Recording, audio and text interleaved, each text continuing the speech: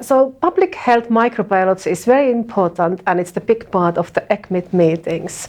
Public health microbiology is really aiming to develop our understanding of infectious diseases and especially the disease burden. And that will then help us to develop our policies and our public health decision making and hopefully interventions for infections as well. It brings together different fields of scientists, including epidemiologists, clinicians, and laboratory scientists. And I'm going to give you a couple of short examples. First one is HDLV infection. And HDLV is a retrovirus which causes a lifelong chronic infection.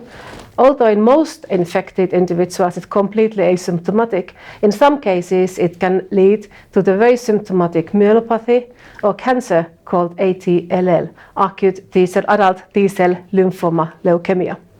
And we can't know which are those patients who will develop symptoms. That infection is transmitted via breastfeeding, it can be transmitted via sexual intercourse, via blood transfusion or organ transplantation, all of which can be prevented with early diagnosis.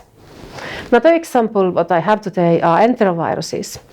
As you probably know, polio as a disease is almost eradicated, but many other enteroviruses remain, and the number of those infections are increasing. These include over 110 different virus types.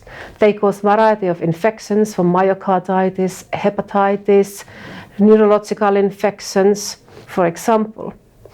And that's important to keep in mind that affects how these are going to be diagnosed. And I give you a last example on that. For example, if we are looking for polio, we absolutely must get the fecal sample and CSF sample.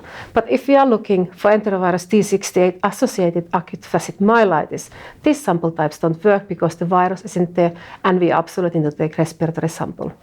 And these are the couple of two examples which really highlights the importance of public health microbiology, where we are bringing this information together.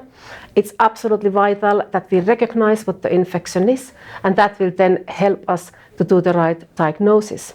And then this diagnosis will allow us further to try to prevent the further transmission and continue developing our public health policies.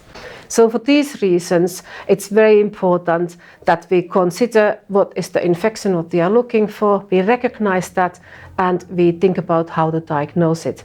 That will really help us to develop our policies further, our understanding of these infections, and hopefully future treatment as well.